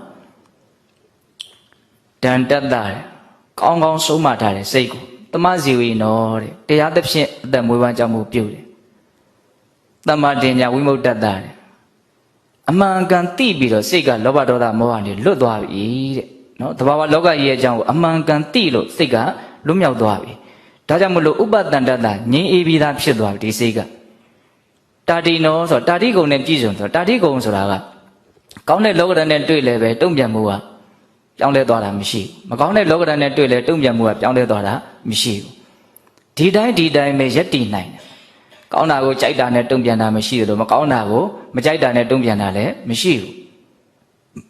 ဒီဂုဏ်လေးတွေကတလုံးချင်းတည်တည်ချာချာစဉ်းစားကြည့်မယ်ဆိုလို့ရှိရင်သူကအလွန်လေးနဲ့ပြီးတော့အလွန်ရတာရှိတာကိုသိနိုင်တယ်ဟုတ်လားဒန္တတသမစီဝိနောကောင်းကောင်းဆုံးမထားတယ်နောက်ဆုံးစိတ်မှာဘာရိုင်းဆိုင်မှုမှမရှိတော့ဘူးနေတိုင်းနေရတဲ့ဘဝရှင်းတန်းနေရတဲ့အခိုက်အတန့်မှာလည်းပဲ တရားနဲ့အညီပဲရှင်သန်နေတယ်တရားနဲ့အညီပဲအသက်မွေးဝမ်းကြောင်းမှုပြုတ်တယ်ကိုယ့်ရဲ့ဘဝရှင်သန်ရေးအတွက်မတရားတဲ့နည်းနဲ့ရှာဖွေကျွေးမွေးတာရက်တီလို့ရအောင်လုပ်တာမရှိဘူးတမစီဝိနာသူအလွန်ရေးကြည့်တဲ့ဥစ္စာလေဟုတ်လားကိုယ့်ဘဝရှင်သန်မှုလေးရဘယ်သူမှထိခိုက်ပြီးတော့မတရားသဖြင့်ရှင်သန်နေတာမဟုတ်တရားနဲ့အညီအသက်မွေးတာနောက်ဆုံးအမြင့်မားဆုံးပြောထားတာပါတော့တမ္မာတင်ညာဝိမုတ္တတအမှန်ကန်ကောင်းကောင်းမွန်မွန်တကယ်သိတဲ့အတွက်ကြောင့်စိတ်ကလွတ်မြောက်သွားပြီအခုအဲ့ဒါကိုတရားဓမ္မတို့ကကိုလုံနေတဲ့အလုံးနဲ့ရှင်းပြီးတော့တွေးကြည့်ဖို့လိုတယ်နော်တမ္မာတင်ညာဝိမုတ္တတဟုတ်လားကောင်းကောင်းသိလို့ရှိရင်လွတ်မြောက်သွားမယ်ဆိုတဲ့အဓိပ္ပာယ်ပြောတာကောင်းကောင်းဆိုတာအမှန်ကိုသိတာကိုကောင်းကောင်းသိတယ်လို့ပြောတာခုတရားဓမ္မတို့အချင်းတို့တွေကအမှန်ကိုသိပြီးတော့နေတာမဟုတ်သေးဘူးကိုယ့်ကိုယ်တော့အမှန်သိတယ်လို့ထင်ကောင်းထင်ပဲပေါ့ကိုသိတဲ့အမှန်တရားတွေကအပေါ်ယံအလိမ်ညာတွေကိုအမှန်ထင်ပြီးတော့သိနေတာလေဟုတ်လားညှက်တော်လေးချားပြီးတော့ကိုယ်ခန္ဓာကိုယ်ကြည့်ကြည့်ပေါ့အဲ့ဒီအချိန်မှာသိတဲ့အသီးနဲ့ဒီတိုင်းပုံမှန်နေတဲ့အချိန်မှာသိတဲ့အသီးတောင်တူသလားတကယ်တမ်းကမတူနော်အဲ့ဒီအချိန်မှာဘာတွေသိရတော့ပူတဲ့သဘောအေးတဲ့သဘောပုံသဏ္ဍာန်တွေတချို့ဆိုပြောင်းနေတာရှိတယ်တဘာဝတွေပဲတွေ့ရတယ်အမျိုးမျိုးဆင်ဆက်မပြတ်ဖြစ်ပေါ်နေတဲ့တဘာဝတရားတွေကိုတွေ့ရတယ်ဟုတ်လားရှစ်ဆက်ပြီးတော့ဒီတတိဒီအတိကိုကြီးထွားအောင်လုပ်မယ်ဆိုလို့ရှိရင်သစ္စာလေးပါးသိတဲ့အဆင့်ရောက်သွားမယ်ဆိုရင်ဒီဒေသနာတွေကိုအများကြီးပို့ပြီးတော့နားလည်နိုင်လိမ့်မယ်တမ္မာတင်ညာဝိမုတ္တတနော်အမှန်ကန်သိပြီးတော့စိတ်ကလွတ်မြောက်သွားတာပြောရင်ဘဝခန္ဓာရဲ့အကြောင်းကိုနော်သစ္စာအဆင့်ထိရောက်အောင်အမြင့်မားဆုံးအဆင့်ထိရောက်အောင်မြတ်စွာဘုရားတည်တော်မူတယ်ဒါကြောင့်မြတ်စွာဘုရားစိတ်ဟာကိလေသာတရားတွေကမဖြစ်သွားတော့လွတ်မြောက်သွားတမ္မာတင်ညာဝိမုတ္တတအဲ့လိုလွတ်မြောက်သွားတဲ့အခါကျတော့စိတ်ထဲမှာပူလောင်မှုပင်ပန်းမှုဆိုတာဘာမှမရှိတော့ဘူးတဲ့ဥပတန္တတလုံးဝငြိမ်းအေးသွားပြီဘယ်တော့မှပူလောင်တယ်လှုပ်ရှားတယ်တုန်လှုပ်တယ်ဆိုတာမရှိတော့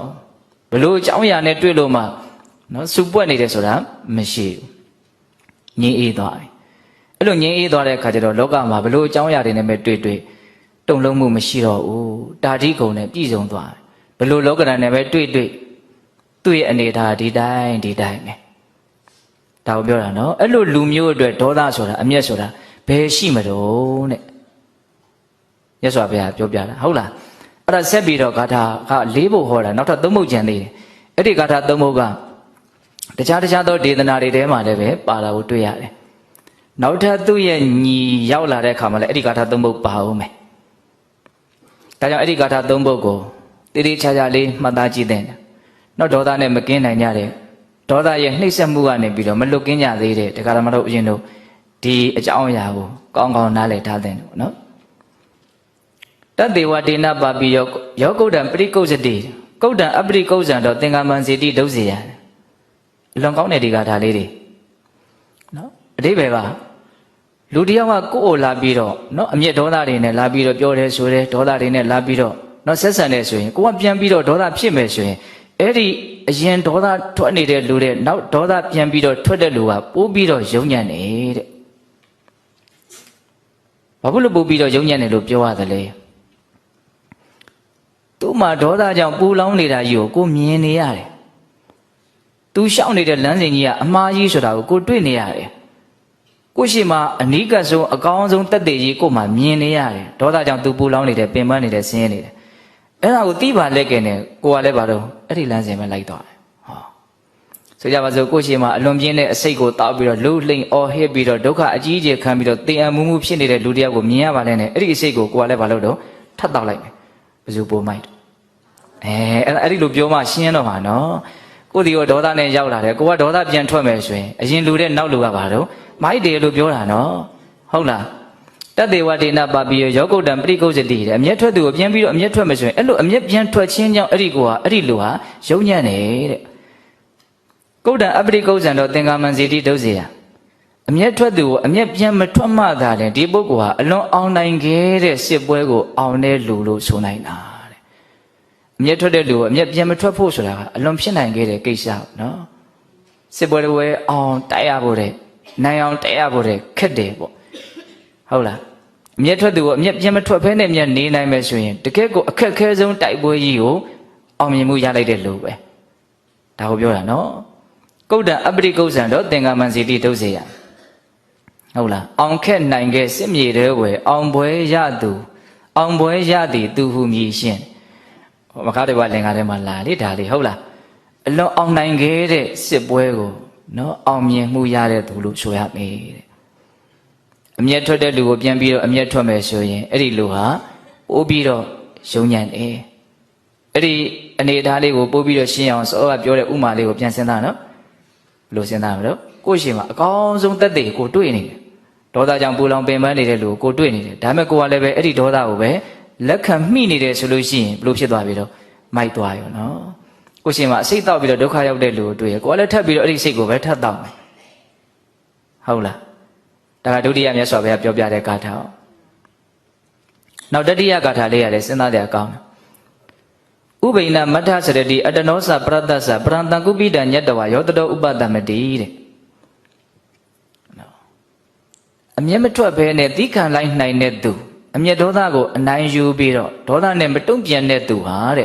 ဥပိဏမထစရတိအတနောစပရတ္တသကိုရောအဲ့ဒီတစ်ဖက်လူကိုရောနှစ်ဦးသလုံးရဲ့အကျိုးရှိဝါကိုသူဟာကျင့်သုံးလိုက်တာဟုတ်လားဥပိဏမထစရတိအတနောစပရတ္တသကိုယ့်ရဲ့အကျိုးရှိဝါကိုရောသူ့ရဲ့အကျိုးရှိဝါကိုရအောင်ကိုဟာလှုပ်ပေးလိုက်တာကျင့်သုံးလိုက်တာအဲ့ဒါကိုဦးဇင်းတို့နည်းနည်းမြင်အောင်ကြည့်နော်ကိုယ်ကစိတ်တို့သူကစိတ်တို့လို့ကိုယ်ကစိတ်တို့မယ်ဆိုကြပါစို့အဲ့လိုဆိုရင်သူကလည်းပြန်စိတ်တို့မယ်ပေါ့နော်ဘာမှကောင်းတဲ့အဖြစ်ထွက်လာတာမရှိဘူးအကယ်၍သူကစိတ်တို့တာကိုကိုယ်ကစိတ်မတို့ဘဲနဲ့ထိန်းနိုင်မယ်ဆိုလို့ရှိရင်သူ့ရဲ့ဒေါသကတဖြည်းဖြည်းနဲ့မဖြစ်သွားဘူးရက်သွားမှာပဲလေဟုတ်တယ်မဟုတ်လားသူဒေါသကိုကိုကနော်ရှေ့ဆက်ခွင့်မပေးတယ်လို့မျိုးဖြစ်တာပေါ့ကိုကဒေါသမဖြစ်ဘူးဆိုလို့ရှိရင်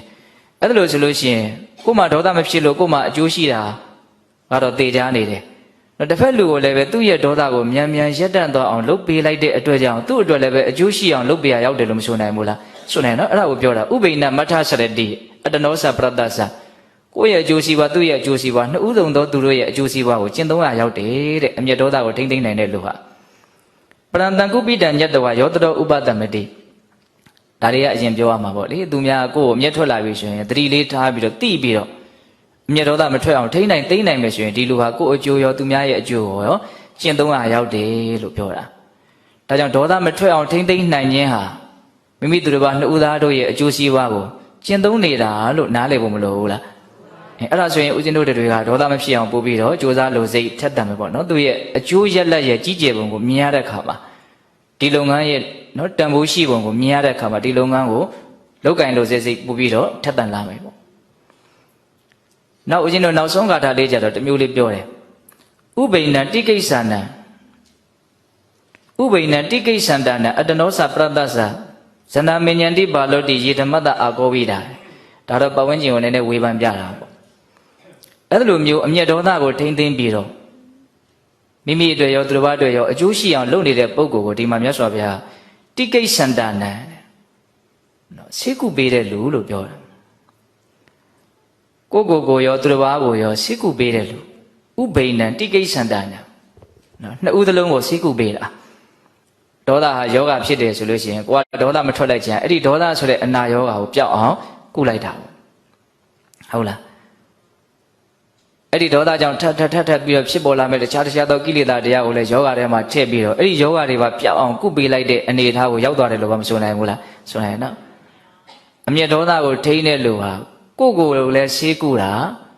ကိုဒေါသဖြစ်အောင်လာလုပ်နေတဲ့လူဒေါသဖြစ်เสียအကြောင်းတရားပေါ့နော်အဲ့ဒီတစ်ဖက်လူကိုပါဘာလို့တော့ဆေးကုပေးရရောက်တယ်တဲ့နော်ဆေးเสียပေါ့နော်ဘလောက်စွန့်ရည်တတိကြီးတယ်လဲဆိုတာကိုတွေးကြည့်ပေါ့အဲ့လိုမျိုးကိုယ့်အတွက်ရောသူ့အတွက်ရောကောင်းအောင်ဒီလိုမျိုးစိတ်ကူတဲ့အဆင့်ထိရောက်အောင်ကောင်းအောင်လုပ်နေတဲ့လူကိုပဲတဲ့ဇဏမဉ္ဇန္တိပါလောတိနော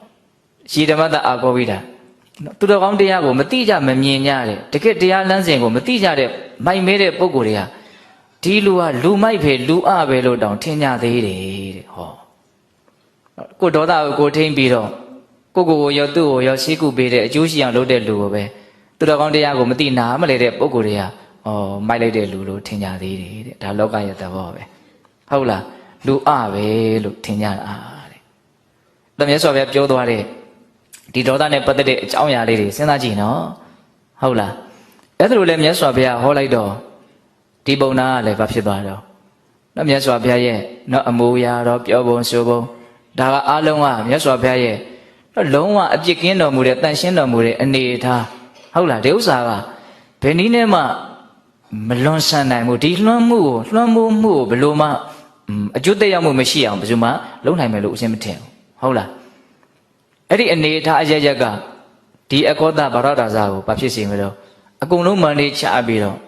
့နော်မြတ်စွာဘုရားကိုတောင်းပန်တဲ့အနေထားကိုရောက်သွားစေတာပဲနောက်ဆုံးသူလည်းယဟန်ပြုခွင့်တောင်းပန်ပြီးတော့ယဟန်ပြုပြီးတော့ယဟန္တာဖြစ်သွားတာပဲအောင်စရာတော့ယဟန္တာဖြစ်နိုင်တဲ့ကံတွေပါတဲ့ပုံကိုယ်တွေပဲဟုတ်လားသို့တော်လည်းပဲအကြောင်းမျိုးကြောင့်ဖြစ်နေတာတွေကတော့ဖြစ်နေသေးတာပဲဆိုတာကိုမြင်အောင်ကြည့်ဟုတ်လားအဲ့ဒါနဲ့အကိုကြီးနှစ်ယောက်ကဒီလိုပဲမြတ်စွာဘုရားရဲ့သာသနာမှာယဟန်ပြုသွားကြပြီဆိုတာကိုသိတော့အငယ်ဆုံးကြီးရတယ်လုံးဝမကျေနပ်ဟောသူကလည်းရောက်လာတယ်နော်သူကလည်းဘလို့မှထိန်းလို့မရဘူးအဲ့ဒါမြတ်စွာဘုရားကိုသူကလည်းအယုဒ္ဓနတ္တပြောတာပဲအဲ့လိုမျိုးဆဲကျင်လို့ဆဲပြောတယ်လို့ပြောပြီးမြတ်စွာဘုရားဘာမှမပြောဘဲနဲ့ငြိမ်နေတယ်အဲ့ဒါ तू ကပြောလို့အားရပြီဆိုတော့ तू ကတစ်မျိုးနော်ပြောလို့အားရပြီဆိုတော့ယဟန်ကြီးတဲ့ငါနိုင်ပြီတဲ့ဟော तू နိုင်သွား तू အနိုင်ရသွားပြီပေါ့နော် तू ပြောချင်တာတွေပြောလဲလို့ तू နိုင်သွားပြီတဲ့အဲ့ဒီခေတ်လည်းပဲလူတွေကကိုပြောချင်တာပြောလဲရတယ်ဆိုပါတော့နိုင်သွားပြီလို့ထင်တာနော်ဟုတ်လားပြောရင်ပြောလဲရပြီဆိုရင်နိုင်သွား तू ကဘာမှပြန်မပြောတော့ကြည့် तू မှားလို့မဟုတ်ဘာမှပြန်မပြောတော့တာကိုကနောက်ဆုံးပြောလဲရဆိုတော့ကိုကနိုင်သွားတယ်လို့ထင်တယ်လေဟုတ်လားအဲ့လိုအောင်ပြီနိုင်သွားပြီတင့်ကိုငါနိုင်သွားပြီလို့ပြောတဲ့အခါမှာမြတ်စွာဘုရားအဲ့ဒီနိုင်ပြီဆိုတဲ့စကားလေးကိုပဲကင်ပြီးတော့ပြန်ပြီးတော့ပြောတယ်ဒါမြတ်စွာဘုရားအတွက်ကတော့နော်ကြားလဲတဲ့စကားလုံးတိုင်းကိုပြန်ပြီးတော့အတိပ္ပယ်ရှိသဘာဝကျတုံ့ပြန်ဖို့အတွက်အကောင်းဆုံးအသိဉာဏ်တွေရှိနေပြီသားဆိုတော့ဒါအေးအေးဆေးဆေးပြန်ပြောနိုင်မှာပေါ့နော်ဇေယံဝေမညတိပါလောဝါစာယပရုတ္တံပဏံဇေယံစေဝတ္တတံဟောတိယာတိတိခဝိဇာနတော်တဲ့နော်မိုက်မဲတဲ့ပုံကိုယ်တွေကကြမ်းတမ်းတဲ့စကားတွေနဲ့ပြောချင်တာတွေပြောလဲရတယ်ကိုငါနိုင်သွားပြီလို့ထင်ကြတာတဲ့အန်ကြပဲနော်ဒီခေတ်နဲ့တော့ဟုတ်လားကိုပြောချင်တာတွေပြောလဲရပြီဆိုရင်ကိုအနိုင်ရသွားပြီလို့ထင်ကြတာနော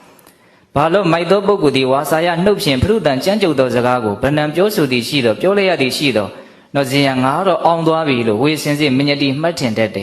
်တဲ့နော်လှုပ်ချင်တာတွေလှုပ်လိုက်ရတယ်ပြောချင်တာတွေပြောလဲရတယ်ဘာဖြစ်တော့ခြေနဲ့သွားငါနိုင်သွားပြီဟုတ်လားဒါပေမဲ့တဲ့ဝိဇာနဲ့တော်တဲ့တိခဏ်ချင်းဂုံကျေးဇူးကိုတိတူဤယာတိတိခအကျင့်တိခဏ်ချင်းသည်အတ္တိရှိတန်ဆထိုတိခဏ်ချင်းသည်သာလင်တတေဝထိုတိခဏ်ချင်းရဲ့ဂုံကျေးဇူးကိုတိတူဤသာလင်ဇေယံအောင်ချင်းသည်ဟောတိဖြစ်ဤတဲ့နော်အဓိပ္ပာယ်ဘာပြောတာတော့နော်တကယ်တော့လောကမှာအနိုင်ရတယ်ဆိုတာနော်တိခဏ်ချင်းရဲ့ဂုံကျေးဇူးကိုတိတဲ့ပုဂ္ဂိုလ်တိခဏ်ချင်းရဲ့ဂုံကျေးဇူးကိုတိလို့တိခဏ်လိုက်နိုင်တဲ့အဲ့ဒီပုဂ္ဂိုလ်ရဲ့တိခဏ်လိုက်နိုင်ခြင်းသည်သာလင်တကယ်အနိုင်ရသွားတာတဲ့နော်ကျဉ်းကျဉ်းထန်ထန်ပြောချင်တာတွေပြောလဲရတာဟာအနိုင်သွားတာမဟုတ်ဘူးတဲ့ဘာမှမတုံ့ပြန်မဲနဲ့တိခဏ်ချင်းရဲ့ဂုံကျေးဇူးကိုတိပြီးတော့တိခဏ်လိုက်နိုင်မှနိုင်သွားတာဒီနေရာမှာတိခဏ်ချင်းရဲ့ဂုံကျေးဇူးကိုတိပြီးတော့တိခဏ်တာကိုပြောတာနော်ကြောက်လို့ဘာမှမပြောရဲပဲနဲ့မလှုပ်မရှက်ဒီတိုင်းငြိမ်းနေတာကိုနိုင်တယ်မပြောဘူးဟုတ်လားအဲ့ဒါသူစိတ်ထဲမှာပေါက်ကွဲနေတာလေမပြောရဲလို့မပြောရတာဟုတ်တိခဏ်နေတာမှမဟုတ်ပဲဟုတ်တယ်မဟုတ်လားစဉ်းစားဖို့လိုတယ်နော်တိခဏ်တယ်ဆိုတာကြီးကြီးလင်းလင်းတန်းတန်းရှင်းရှင်းပဲစိတ်ထဲမှာနောက်ရှက်ကင်းကင်းပဲဟုတ်လားတိခဏ်ကြီးရဲ့ဂုံကျေးဇူးကိုမြင်ပြီးတော့ဘာမှပြန်ပြီးတော့မပြောကြောက်လို့မပြောတာလည်းမဟုတ်ဘူးမပြောတတ်လို့မပြောတာလည်းမဟုတ်ဘူးပါတော့တိခဏ်ကြီးရဲ့ဂုံကျေးဇူးကိုသိပြီးတော့တိခဏ်နေတာပြန်ပြောလို့ရှိရင်ပို့ပြီးတော့ရှုပ်ထွေးသွားလိမ့်မယ်ပို့ပြီးတော့သူ့အတွက်လည်းဆင်းရဲသွားမယ်ကိုယ့်အတွက်လည်းဆင်းရဲသွားမယ်ဟုတ်လားအဲ့လိုသိမြင်နားလည်မှုနဲ့တိခဏ်လိုက်တယ်အဲ့ဒါကမှအောင်မြင်မှုအစ်စ်ပဲတဲ့အနိုင်ရတယ်ဆိုတော့အဲ့ဒါမျိုးကမှတကယ်အနိုင်ရတာအဲ့လိုမျိုးမြတ်စွာဘုရားအမိန့်ရှိပြီးတော့နောက်ထပ်ဂါထာ၃ပုဒ်သောတော့ကသူ့အကိုလက်ကိုဟောတဲ့ဂါထာပါပဲအဲ့ဒီဂါထာ၃ပုဒ်ကိုလည်းထပ်ပြီးတော့အကျဉ်းမြင်လေးပြောမယ်နော်တတေဝဒေနပါပိရောယောကုတ္တံပရိကုဇတိကုတ္တံအပရိကုဇံတော်သင်္ကာမံစီတိဒုစေယနော်အမျက်ဒေါသထွက်တဲ့လူကိုအမျက်ဒေါသထွက်ပြီးတော့ပြန်တုံ့ပြန်မယ်ဆိုရင်ရှေ့လူတဲ့နောက်လူဟာပို့ပြီးတော့မိုက်တယ်အမျက်ထွက်တဲ့လူကိုအမျက်နဲ့မတုံ့ပြန်မဲနဲ့အမျက်ဒေါသကိုငြိမ်းအေးစေနိုင်တဲ့သူသည်သာနဲ့အလွန်အောင်နိုင်ခဲ့တဲ့စစ်မြေမှာအောင်မြင်မှုရသူလို့ဆိုရမယ်ဒါအဓိကထားရတဲ့ပဲနော်ဥပိဏမထစရတိအတနောစပရတ္တသပရံတံကုပိတံညတ္တဝယောတတောဥပတံမတိတစ်ဖက်လူကကိုယ်စိတ်တိုးပြီးတော့ဒေါသတွေဖြစ်အောင်လာပြောဆိုနေတယ်အဲ့ဒါကိုကနော်အသိရှိပြီးတော့သတိရှိပြီးတော့ဥဒ္ဒတမှာဒေါသမဖြစ်အောင်ထိမ့်လိုက်နိုင်တယ်သိမ့်လိုက်နိုင်တယ်အဲ့ဒီလိုဒေါသကိုထိမ့်သိမ့်နိုင်တဲ့ပုဂ္ဂိုလ်ဟာမိမိအတွက်ရောသူ့အတွက်ရောအကျိုးစီးပွားကိုကျင့်သုံးရာရောက်တယ်တဲ့ဥပိဏမထစရတိဆိုတာနော်ဒါကြောင့်ဒေါသကိုထိမ့်နိုင်ခြင်းဟာကိုယ့်အတွက်ရောသူ့အတွက်ရောအကျိုးရှိအောင်နေပေးလိုက်တာပဲ ဒါမဲ့လူတွေကဘယ်လိုပြောရတော့အများစုကဥပိ္ပဏတိကိစ္ဆန္ဒနာအတ္တနောသပရတ္တသသနာမဉ္ဇတိဘာလောတိယေဓမတ္တအာဂောဝေတာနော်တရားလမ်းစဉ်ကိုမသိကြတဲ့နော်ချမ်းသာကြောင်းတရားကိုမသိကြတဲ့နော်သူတော်ကောင်းတရားကိုကျွမ်းကျင်လိမ္မာမှုမရှိကြတဲ့ပုဂ္ဂိုလ်တွေကတော့ဒီလိုပဲကိုယ့်ရဲ့အကျိုးစီးပွားသူတော်ရဲ့အကျိုးစီးပွားကိုရှိအောင်လုပ်တဲ့တနည်းအားဖြင့်မိမိသူတော်ဘာနှစ်ဦးသားကိုနော်အမြင့်ဒေါသဆိုတဲ့ယောဂပြတ်အောင်ရှေးကုပေးတဲ့ဒီလူကိုပဲဘယ်လိုပြောရဒီလူကလူမိုက်ပါကွာလို့ပြောရတယ်တဲ့ဟုတ်လားတော့တိခမဲ့ဆိုရင်တော့မှအပြောကတော့ခံရဦးမှာနော်ဟုတ်လားတိခမဲ့ဆိုရင်တော့ဘာလာနိုင်သေးတော့လကားလူပါလို့ပြောရင်လည်းပြောမှာပဲဟုတ်လားတော့တချို့ကြတော့အဲ့ဒီအပြောကိုမခံနိုင်လို့ရှိတဲ့တခါလေးဥစဉ်တာပြောရင်းနဲ့ခေါင်းနဲ့ပေါ်လာပြန်တယ်ကိုကကောင်းတာလေးကိုယုံကြည်လို့တချို့လုံးကြတာပေါ့နော်ဒါပေမဲ့ပတ်ဝန်းကျင်ကလက်မခံတာရှိတယ်အဲ့တော့ပတ်ဝန်းကျင်ကသူ့ကိုကောင်းတာလုပ်တာပဲအပြစ်ပြောတဲ့အခါကျတော့ तू ကယုံကြည်မှုကခိုင်ခိုင်မာမာမရှိဘူးလေအတိအလည်းပဲစွတ်သွမြဲမြဲမရှိသေးတဲ့အခါကျတော့ကောင်းတာလုပ်နေတာကိုပဲပတ်ဝန်းကျင်ကအားမပေးဘူးပတ်ဝန်းကျင်ကကဲ့ရတယ်ရှုံးချတယ်ဆိုတော့ तू ကဘာပြောအောင်ရိုင်နေလာတယ်ဟုတ်လားအဲ့တော့ဒီအလုပ်ကိုပဲပြောင်းရမလို့ပေါ့ဟောတချို့နော်ဘာတော့ဒါသူ့ရဲ့ယုံကြည်မှုသူ့ရဲ့အသိဉာဏ်ပညာကမခိုင်မြဲသေးတာမကြီးမားသေးတာပေါ့ဟုတ်လားစားတော့ယုံလို့ပဲလုပ်နေတာပဲကောင်းတယ်ထင်လို့ပဲလုပ်နေတာပဲဒါပေမဲ့တစ်ဖက်ကအပြစ်ပြောလာပြီးပတ်ဝန်းကျင်ကနော်ပြောလာပါများတဲ့အခါကျတော့ကိုကပဲနော်ဒီကောင်းတဲ့လမ်းစဉ်ကိုသွေးဖီးရမလို့မျိုးတချို့ပြောရတာကြားဦးတယ်ဟုတ်လားတကယ်ဆိုလို့ရှိရင်အဲ့ဒါပါလေကိုပြန်ပြီးတော့ခိုင်မာအောင်တိဆောက်ဖို့လိုတယ်ဟုတ်လားကိုရဲ့လမ်းစဉ်ကိုပြန်ပြီးတော့စီစစ်ပြီးတော့နော်ခိုင်မာရက်တည်နိုင်အောင်ကြိုးစားဖို့လိုတယ်ဘဝကျင်ကပြောလိုက်ရင်လူဆိုတာရိုင်တဲ့သွားတတ်တဲ့သဘောကလည်းများသောအားဖြင့်ရှိတာ哦ဟုတ်လားအခုဒီမှာပါပြောတာတော့အဲ့လိုမိမိသူတစ်ပါးနှစ်ဦးသားကိုနော်စီးကုပေးတဲ့အလွန်ကောင်းမွန်တဲ့ဒီလူကိုပဲသူတော်ကောင်းတရားကိုနားမလည်တဲ့ပုံကိုယ်တွေကဒီလူဟာလူမိုက်ပါလို့ပြောကြတာတဲ့တော့ဒီအကြောင်းအရာလေးကိုအခြေခံပြီးတော့ဒီပြင်အနေထားလေးတွေကိုလည်းတွေးကြည့်ပေါ့နော်ကောင်းလာတဲ့လေးကိုကိုစိတ်ရှိလို့လုပ်နေတယ်ဒါပေမဲ့ပတ်ဝန်းကျင်ကလက်မခံနိုင်မဲနဲ့အမျိုးမျိုးပြောကြတာကိုလည်းကြုံဝနိုင်သေးတာပဲတချို့ငယ်ငယ်ရွယ်နဲ့တရားအထုတ်မယ်တကားပါခွာဖះလို့တရားလို့နဲ့ဟောပြောတာရှိရင်နော်တချို့ဆိုရင်လူကြီးတွေကတောင်ပြောတာရှိသေးတယ်ဒီရွယ်လေးနဲ့ဒါမလုပ်သေးနဲ့လေဘာလို့ရမယ်မသိဘူးဟုတ်လားစဉ်းစားတရားတွေပေါ့ဟုတ်လားအဲ့တော့ကာယကံရှင်ကနားလည်ဖို့လိုတယ်ပတ်ဝန်းကျင်ဆိုတာတော့အမျိုးမျိုးပဲဒီဥစ္စာကိုနားလည်ဖို့လိုတယ်သူတို့ပြောတိုင်းလည်းပဲကိုကရိုင်းသွားเสียမလိုဘူးဘယ်သူမှအထင်သေးစရာမလိုသလိုဘယ်သူမှသိပ်ပြီးတော့အထင်ကြီးစရာလည်းမရှိဘူးတကယ်တမ်းကကိုပိုင်နိုင်နော်အမြင်တစ်ခုနော်ကောင်းမြတ်တဲ့အမြင်တစ်ခုရလာပြီဆိုလို့ရှိရင်ဘာလို့ထားဖို့လိုတော့ထိမ့်သိမ့်နိုင်ဖို့လိုတယ်ကြီးထွားလာအောင်တည်ဆောက်နိုင်ဖို့လိုတယ်ဟုတ်လားနောက်ရှင်ပတ်ဝန်းကျင်ရဲ့လေတံတွေကကိုယ်အများကြီးဘာလို့သွားမလို့နော်ဒီကောင်းမွန်တဲ့လမ်းကြောင်းကိုတိမ့်ဆောင်းသွားစေနိုင်တယ်ပေါ့ဟုတ်လားဒါကြောင့်ကိုလုံးမယ်ဆိုတဲ့ဥစ္စာကိုပိုင်နိုင်ဘာလို့ဖို့လို့တော့ဆုံးဖြတ်ချက်ချနိုင်ဖို့လိုတာပေါ့နော်ခုဒီမှာမြတ်စွာဘုရားပြောထားတာနော်သီခဏ်ခြင်းတရားဒေါသတရားဒါတွေနဲ့ပတ်သက်ပြီးပြောတာဘာငင်းစရာရှိလဲဘာမှငင်းစရာမရှိဘူးအလွန်ကောင်းတယ်ဟုတ်လားဒါကြောင့်ပိဋကပေါင်းသူတော်ကောင်းတို့ဒီလိုမျိုးမြတ်စွာဘုရားဂါထာ၄ပုဒ်နဲ့နော်ကျမ်းထမ်းတဲ့စကားတွေနဲ့စိတ်တိုင်းညပြောလဲရလို့နိုင်သွားတာမဟုတ်ဘူးနော်သီခဏ်မှုရှိမှသာလေတကယ်အနိုင်ရတာဆိုတာကိုအခြေခံပြီးတော့ဂါထာ၃ပုဒ်ဆက်ပြီးတော့ခေါ်လိုက်တော့သူလည်းဘာဖြစ်သွားတော့နော်မြတ်စွာဘုရားကိုတောင်းပန်ရတဲ့အနေအထားကိုပဲရောက်သွားတယ်ယဟန်ပြုသွားတယ်နောက်ဆုံးသူလည်းယဟန္တာတစ်ပါးအပါအဝင်ဖြစ်သွားတယ်ဟုတ်လားအဲ့တော့ဒီကနေ့ဦးဇင်းတို့အမြဲတမ်းနော်ဒီဒေါသတရားကြောင့်ပူလောင်ရတဲ့ပင်ပန်းရတဲ့ဆင်းရဲရတဲ့တရားဓမ္မတို့ဦးဇင်းတို့အနေနဲ့နော်စဉ်းစားစရာဒေါသနဲ့ပတ်သက်ပြီးတော့တွေးစရာမှတ်သားစရာကောင်းတဲ့အကြောင်းအရာတွေဒီထဲမှာအများကြီးပါတယ်အဲ့ဒါလေးကိုဦးဇင်းတို့ပြန်ပြီးတော့အနှစ်ချုပ်ပြီးတော့ပြောကြည့်မယ်နော်ပထမဦးဆုံးမှတ်သားစရာတစ်ခုကဒေါသဆိုတာဘာလဲဝိတမူလတ္တမဒုရကတ္တအရင်မှာအစိတ်တွေနဲ့တိဆောက်ထားတာချုံမြိန်မူလေးကတကယ်အဖျားလေးမှာပါလေးပဲရှိတာဒါကိုမြင်ရမယ်နော်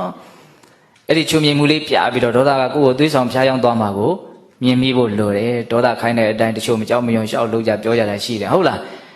းအနည်းငယ်များသောအပေါ်ယံချုံမြိန်မူလေးကိုနော်မက်ပြီးတော့နော်အစိတ်ရဲ့နော်ဒုက္ခပေးမှုလောင်ကျွမ်းမှုကိုအများကြီးခံကြတာမရှိဘူးလားရှိတယ်ဒါကြောင့်ဒေါသဆိုတာမူလအရင်ကအစိတ်နဲ့တိဆောက်ထားတာချုံမြိန်မှုဆိုတာအပေါ်ယံမှာပါလေးပဲရှိတာလို့မြင်ရမယ်ဟုတ်လားနောက်ဦးဇင်းတို့ဒုတိယမှတ်သားစရာတစ်ခုကဘာတော့ဒေါသဖြစ်စရာတွေလို့ဒေါသဖြစ်စရာတွေပြောလို့ကိုကဒေါသဖြစ်မယ်ဆိုလို့ရှိရင်အဲ့ဒီလူနဲ့ကိုနဲ့ဟာဘာတော့အတူတူစားပေါ်စားဘက်ဟုတ်လားအဲ့ဒီဥစ္စာကိုဦးဇင်းကအလွန်ကိုစဉ်းစားမိသိခြင်းနဲ့ဟုတ်လားကျွတ်တော့မထင်ဘူးလေသူကဒေါသတွေလုတ်ပြီးတော့ကိုကဒေါသပြန်ထွက်ပြီဆိုသူပဲယုံမှာလားကိုကတော့မယုံပါဘူးသူကတော့သူဒေါသဖြစ်အောင်လုပ်လို့ဖြစ်လိုက်ရတယ်ဆိုတဲ့သဘောမျိုးပေါ့ဟုတ်လားတ ကယ်ဆိုလို့ရှိရင်ဟုတ်သလားမဟုတ်နော်အတူတူစားဖို့စားပဲပေါ့နော်အတူတူတုံ့ပြန်ဖို့တုံ့ပြန်ပဲပေါ့ဒေါသဖြစ်ပြီဆိုရင်ဘာမှမထူးတော့ဘူးဒါကိုမြင်တတ်ဖို့လိုတယ်ဟုတ်လားအဲ့မြတ်စွာဘုရားသင်ပေးတာတွေကိုငါမယူဘူးသင်တန်တန်မှာပဲရှိနေပါစီနော်ဒီအကြောင်းအရာတွေကတော့အလုံးကြားဖို့ပြီးသားများပါတယ်ဟုတ်လားဒါကြောင့်ပေးတိုင်းယူเสียမလိုဘူးဆိုတာကိုမှတ်သားရမယ်ပေါ့ဟုတ်လားတကယ်လို့ပေးတိုင်းယူမိမယ်ဆိုလို့ရှိရင်အတူတူစားဖို့စားပဲဖြစ်မယ်ဟုတ်လားများသောဖြင့်လူတွေကပျော်ပျော်ကြီးကိုနှွှဲနေကြတာပဲအတူတူစားနေကြတာဟုတ်လားအကုန်လုံး तू ကဒေါသဖြစ်အောင်လုပ်လိုက်ကိုကဖြစ်လိုက်ကိုကဒေါသဖြစ်အောင်လုပ်လိုက် तू ကဖြစ်လိုက်ပေါ့ဟုတ်လားပြီးတော့ဘယ်သူကစားဖြစ်အောင်လုပ်ထားမှကိုမသိတော့ပါဘူးဟုတ်လားလူလူစားဖို့စားပဲဒါလေးလည်းမှတ်သားကြရအောင်နော်နောက်ပြီးတော့ဗာပြောတော့နောက်ဆုံးပြောတာလေးကနော်ဒေါသရဲ့အကြောင်းအရာ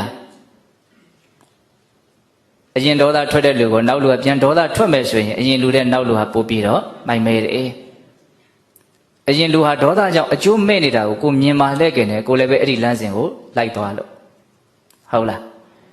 ဒါကြောင့်အမျက်ဒေါသထွက်တဲ့လူကအမျက်ဒေါသမထွက်ဘဲနဲ့ကိုကကောင်းအောင်မပြန်တုံ့ပြန်နိုင်မယ်ဆိုရင်အလွန်အောင်နိုင်ခဲ့တဲ့စစ်မြေကိုအောင်မြင်မှုရတယ်လို့ဒီလိုပြောရမယ်တဲ့ဟုတ်လားအမျက်ဒေါသကိုထိမ့်သိမ့်နိုင်တဲ့ပုဂ္ဂိုလ်ဟာမိမိသူတစ်ပါးနှစ်ဦးသားတို့ရဲ့အကျိုးစီးပွားကိုကျင့်သုံးသူဖြစ်တယ်။ဒါပေမဲ့အဲ့ဒီလိုမျိုးကိုယ့်ကိုယ်ကိုရောသူတစ်ပါးကိုရောနှစ်ဦးစုံလူတွေကိုဆေးကုပေးတဲ့လူကိုပဲသူတော်ကောင်းတရားကိုမသိမမြင်ကြတဲ့ပုဂ္ဂိုလ်တွေကဒီလူဟာလူမိုက်ပါလို့ကဲ့ရဲ့ကြတယ်တဲ့။ဒါတွေကမှတ်သားစရာမကောင်းဘူးလား။ကောင်းနော်။ဒါကြောင့်ပိဿပေါင်းသူတော်ကောင်းတို့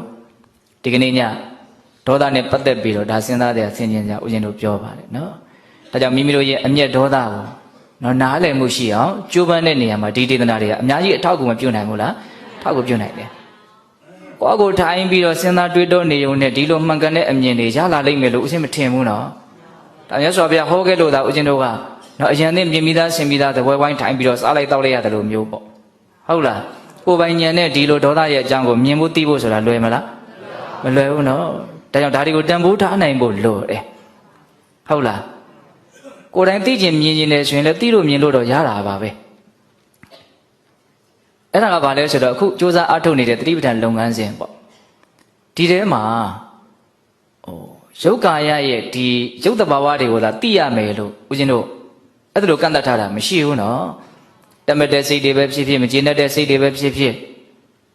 ဘလို့စိတ်တွေပဲဖြစ်ဖြစ်ဒါကိုလည်းပဲအတိအမှတ်ပြုပြီးတော့နေရမယ်ဒါကိုလည်းပဲနားလည်အောင်စ조사ရမယ်ဒီလိုမျိုးဦးဇင်းတို့ကျင့်နေတဲ့အကျင့်တွေထဲမှာမပါဘူးလားပါတယ်အဲ့တော့အဲ့လိုမျိုးဦးဇင်းတို့လေ့ကျင့်ရင်နဲ့လောဘရဲ့အကြောင်းဒေါသရဲ့အကြောင်းကိုပို့ပြီးတော့လည်းပဲနားလည်သွားနိုင်တယ်နော်ဒါကမြတ်စွာဘုရားရဲ့တကယ်ကိုယ်တို့အတွေ့အကြုံမြတ်စွာဘုရားအမြင်ပရိယတ္တိစာပေပေါ့နော်အဲ့ဒါကိုအမိပြုပြီးတော့ဦးဇင်းတို့ကသိအောင်ကြိုးစားတဲ့အပိုင်းပေါ့လက်တွေ့ကြိုးစားအထောက်တာကြတော့ဘာလို့လက်တွေ့သိအောင်လုပ်တဲ့အပိုင်းပေါ့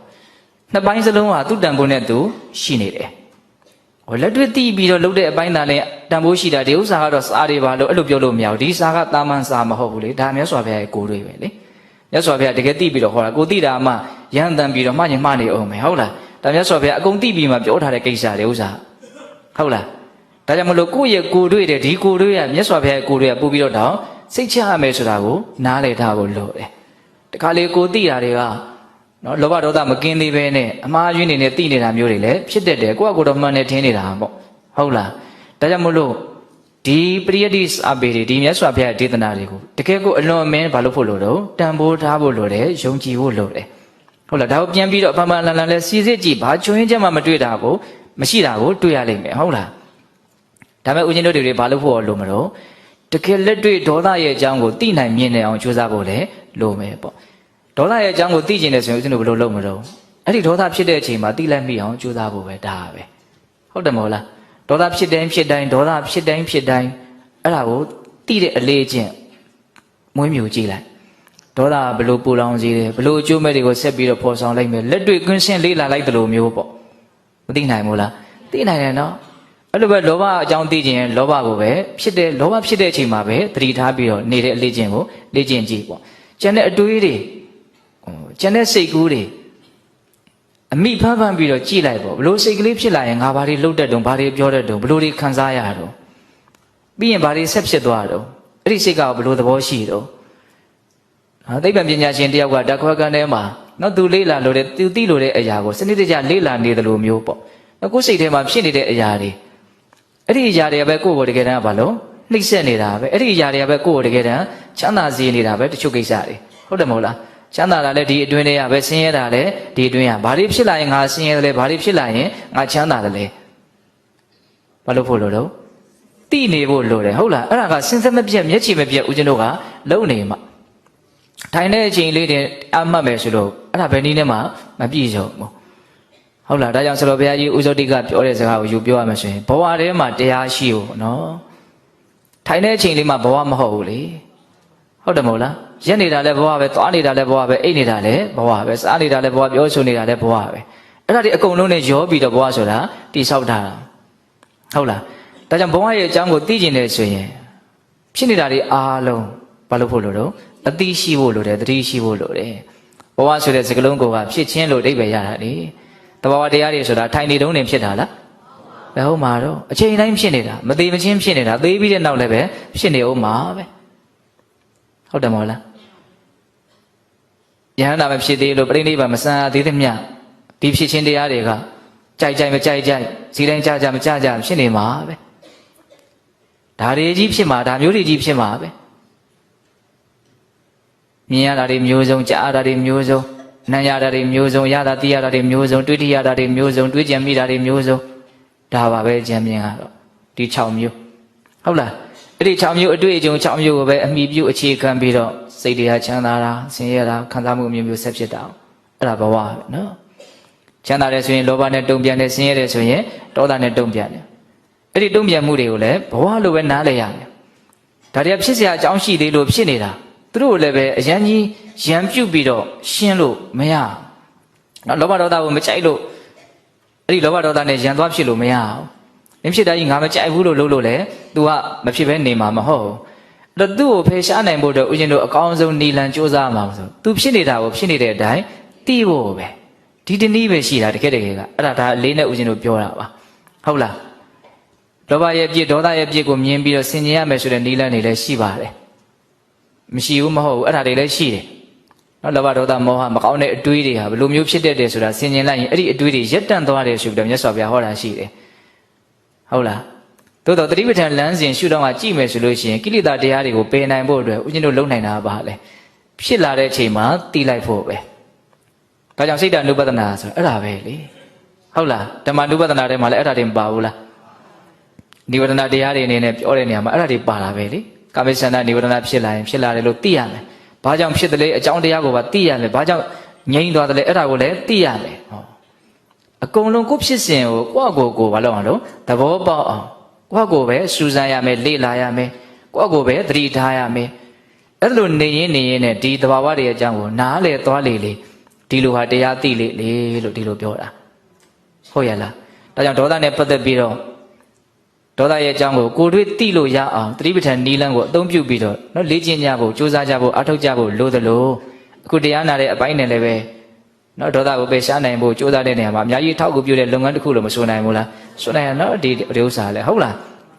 းအများစုကတရားအထုတ်ရင်းနဲ့ဒေါသအကြောင်းကိုသိကြရတာတဲ့တရားနာရင်းနဲ့ဒေါသအကြောင်းကိုသိရတာပိုတောင်များမယ်လို့ထင်ပါတယ်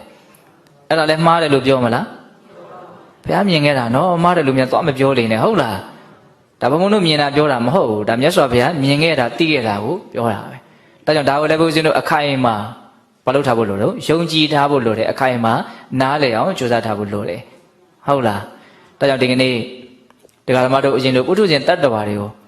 ုအကြီးကျယ်ဆုံးနှိမ့်ဆက်တဲ့တရားတစ်ခုကိုပြပါဆိုရင်ဒီဒေါသကိုပဲပြလိုက်မယ်ဒေါသကြောင့်ပဲဆင်းရတာတော့တရားခံရဲ့အကြောင်းကိုအရင်တို့နားလည်မှနော်ဦးဇင်းတို့ရှေ့ဆက်ပြီးတော့နော်ဒေါသရဲ့နှိမ့်ဆက်ခြင်းကနေပြီးတော့တတ်တာရအောင်ကြိုးစားနိုင်ကြမှာဟုတ်လားဒါကြောင့်တရားစတုန်းကပြောတာလေးကိုမှတ်မိမယ်ထင်တယ်နော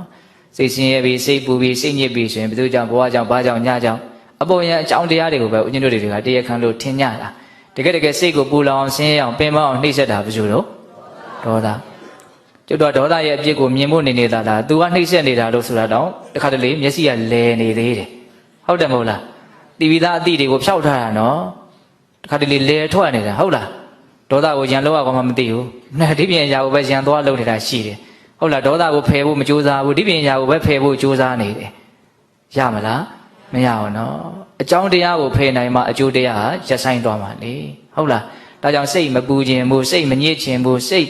နော်မဆင်းရဲခြင်းဘူးဆိုရင်ဘာကိုဖယ်ရှားနိုင်ဖို့ကြိုးစားမလို့ဒေါသကိုဖယ်ရှားနိုင်ဖို့ကြိုးစားရမယ်ဟုတ်လားဒါကြောင့်အပ္ပမဒါဆိုတဲ့တတိတရားကိုလက်ကင်ထပ်ပြီးတော့တရားနာယူခြင်းဖြင့်၎င်းသူတော်ကောင်းတရားကိုကြိုးစားအထောက်ခြင်းဖြင့်၎င်းနော်ဒေါသကိုနော်အနိုင်ယူနိုင်ကြတယ်နောက်ဆုံးဒေါသချုပ်ငြိမ်းအောင်ကြိုးစားအထောက်နိုင်ကြတယ်သူတော်ကောင်းတွေဖြစ်ကြပါစေလို့ဦးဇင်းတို့ဆန္ဒပြုပြီးတော့ဒီကနေ့